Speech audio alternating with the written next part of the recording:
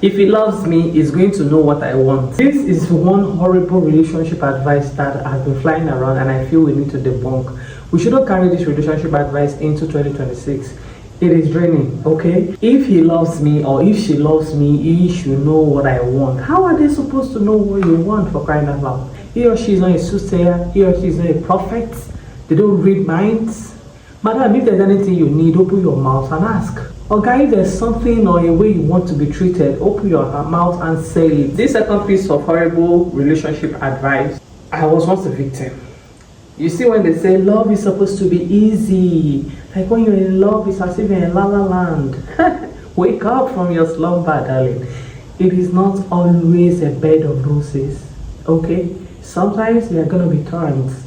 Sometimes there are going to be hurdles to cross. Sometimes you need to learn lessons in order for that relationship to grow. See, there is need for disagreements, there is need for arguments, there is need for quarrels, just so you guys can come back stronger and understand yourself the more. I've not even seen that relationship that don't have their own hiccups.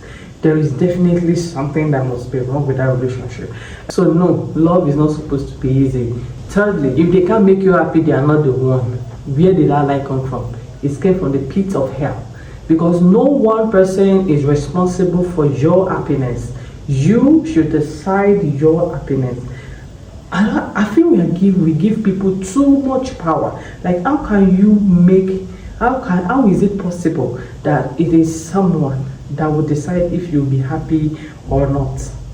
I mean, that is too much power to give to a mortal man. No one person should be responsible for the ways you feel. I feel as adults, we should be able to determine or decide the emotions that we want to feel and not be influenced by the emotions of another person. Do we get it? Comprende? This next one is the one that has been killing a lot of married women in their houses. And they're in that marriage dying in silence. You see, when they say it is better to keep things to yourself rather than always nagging. My dear, I will take the nagging to keeping quiet. Because one day we are going to have an outburst, and that outburst will not be easy. Because then there is a compilation of resentment towards your partner, and then when you finally have that outburst, you will not be able to control it. Talk. When they are annoying you, say it. Instead, you know how to say it, okay? Instead, you know how to go about it. But you keeping quiet just for peace to reign. I just want peace to reign. I don't want him to see me as a nagging woman.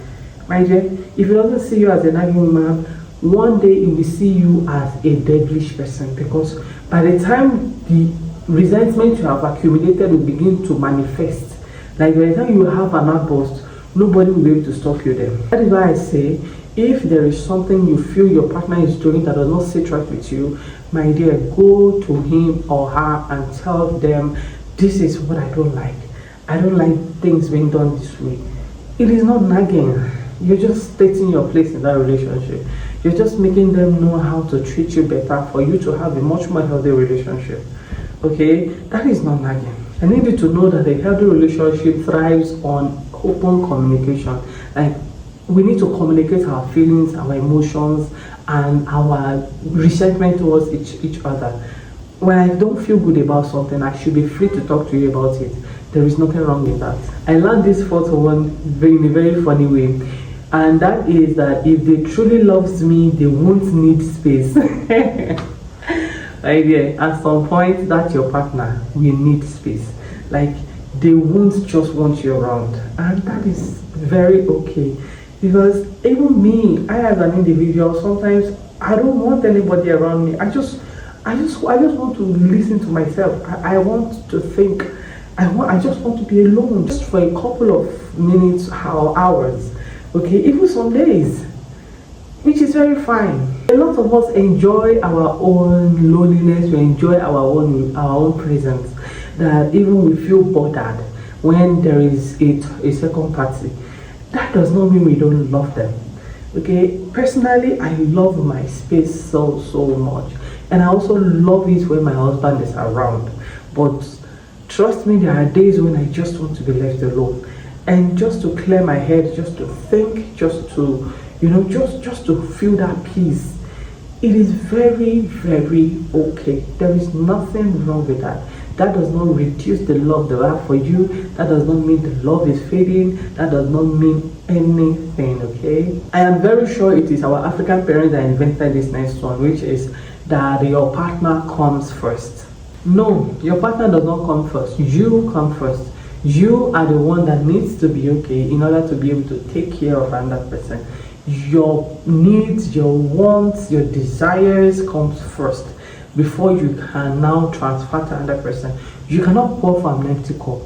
Okay, you come first. Your mental health, your mental space, your surrounding, your wants, the things you want to achieve, they come first before any other person. Okay, as an individual, what we want comes first before we now start thinking of any other person. You as a person, that is a good you will do to yourself, to always put your wants, your need, your decision first. Then you can be able to fend for your partner or fend for the people that you really love. Lastly, my skin crawls when they say jealousy means they really care about you. You have not seen someone that is excessively jealous. Oh my God. You have not seen someone that the jealousy becomes an obsession and it becomes a problem. Nah. Jealousy is good. Jealousy is very, very needed in a relationship.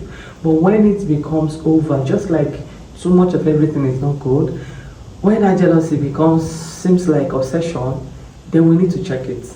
Excessive jealousy is a sign of insecurity and possessiveness, which is really bad. That is not love. Trust and respect, mutual respect, are the foundation of a healthy relationship. In order for you to have a healthy relationship, you need to trust your partner. You need to respect them, respect their boundaries, respect their individuality. Okay, you need to trust them to the core.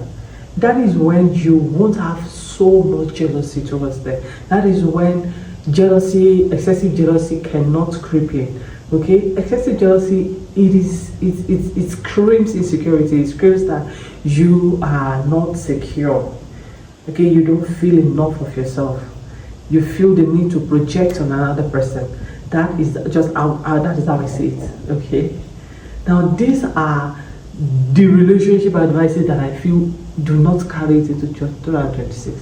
Do not carry it into 2026. It's going to pull you down. It's going to weigh you down. And I feel they are horrible relationship advice that we don't need to follow any longer. Which other horrible relationship advice do you think should be trashed in 2025? Let us know down there in the comment section. Hope you enjoyed this video. If you have, please go ahead and click that subscribe button, click the like button, and drop your comments in the comment section. Don't forget to also share with your friends and well-wishers and lovers and people you feel would also gain from this video. Thank you very much once again. I am IG. This is Love Lounge, and I will see you in my next video. Bye.